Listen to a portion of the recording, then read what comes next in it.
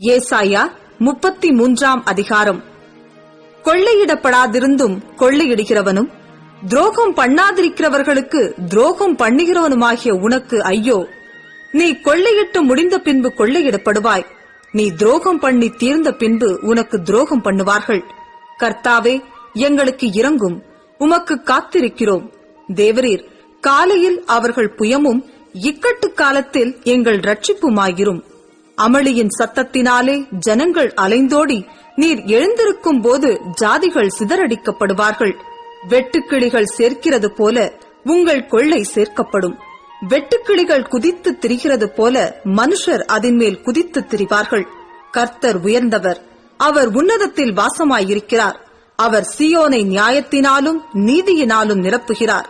பூரண ரட்சிப்பும் ஞானமும் அறிவும் உன் காலங்களுடைய உறுதியாயிருக்கும். கர்த்தருக்கு பயப்படுதலே அதன் பொக்கிஷம். இதோ, அவர்களுடைய பராக்கிரமசாலிகள் வெளியிலே அலறுகிறார்கள். சமாதானத்து ஸ்நானாவதிகள் மனக்கசந்து அழுகிறார்கள். பாதைகள் பாழாயின, வழிப்போக்கர் இல்லை. உடன்படிக்கையை மீறுகிறான், நகரங்களை இகழ்ச்சி பண்ணுகிறான், மனுஷனை எண்ணாதே போகிறான். தேசம் துக்கித்து விடாய்த்திருக்கிறது. லீபனோன் வெட்கி வாடுகிறது. சாரோன் வனாந்திரத்துக்கு ஒப்பாகிறது. பாசானும் கர்மேலும் பாழாக்கப்படுகிறது. இப்பொழுது எழுந்தருளுவேன், இப்பொழுது உயருவேன், இப்பொழுது மேன்மைப்படுவேன் என்று கர்த்தர் சொல்லுகிறார்.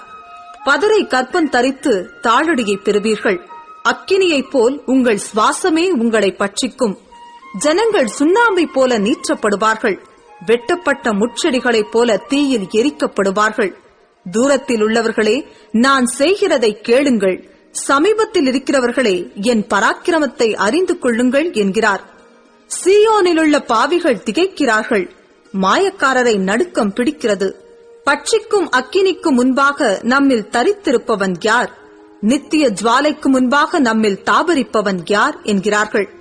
நீதியாய் நடந்து செம்மையானவைகளை பேசி இடுக்கண் செய்வதால் வரும் ஆதாயத்தை வெறுத்து பரிதானங்களை வாங்காதபடிக்கு தன் கைகளை உதறி ரத்தம் சிந்துவதற்கான யோசனைகளை கேளாதபடிக்கு தன் செவியை அடைத்து பொல்லாப்பை காணாதபடிக்கு தன் கண்களை மூடுகிறவனவனோ அவன் உயர்ந்த இடங்களில் வாசம் பண்ணுவான்.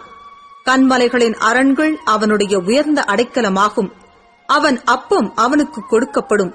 அவன் தண்ணீர் அவனுக்கு நிச்சயமாய் கிடைக்கும். உன் கண்கள் ராஜாவை மகிமை பொருந்தினவராக காணும். தூரத்திலுள்ள தேசத்தையும் பார்க்கும். உன் மனம் பயங்கரத்தை நினைவு கூறும். கணக்கன் எங்கே? தண்டல்காரன் எங்கே? கோபுரங்களை எண்ணினவன் எங்கே? உனக்கு விளங்காத பாஷையையும் அறிதற்கரிய ஒருவிதமான பேச்சையும் உடைய அந்த குரூர ஜனங்களை இனி நீ காணாய். நம்முடைய பண்டிகைகள் ஆசரிக்கப்படும் நகரமாகிய சீயோனை நோக்கிப்பார். உன் கண்கள் எருசலேமை அமெரிக்கையான தாவரமாகவும் பெயர்க்கப்படாத கூடாரமாகவும் காணும். இனி அதன் முளைகள் என்றைக்கும் பிடுங்கப்படுவதும் இல்லை, அதன் கயிறுகளில் ஒன்றும் அருந்து போவதும் இல்லை. மகிமையுள்ள கர்த்தர் அங்கே நமக்கு மகா விசாலமான நதிகளும் ஆறுகளும் உள்ள ஸ்தலம் போல் இருப்பார். வலிக்கிற படவு அங்கே ஓடுவதும் இல்லை, பெரிய கப்பல் அங்கே கடந்து வருவதும் இல்லை. கர்த்தர் நம்முடைய நியாயாதிபதி. கர்த்தர் நம்முடைய நியாய பிரமாணிகர். கர்த்தர் நம்முடைய ராஜா. அவர் நம்மை ரட்சிப்பார். உன் கயிறுகள் தளர்ந்து போம். பாய்மரத்தை கெட்டிப்படுத்தவும் பாயை விரிக்கவும் கூடாமற்போம். அப்பொழுது திரளான கொள்ளைப் பொருள் பங்கிடப்படும். சப்பானிகளும் கொள்ளையாடுவார்கள். வியாதிப்பட்டிருக்கிறேன் என்று நகரவாசிகள் சொல்வதில்லை. அதில் வாசமாயிருக்கிற ஜனத்தின் அக்கிரமம் மன்னிக்கப்பட்டிருக்கும்.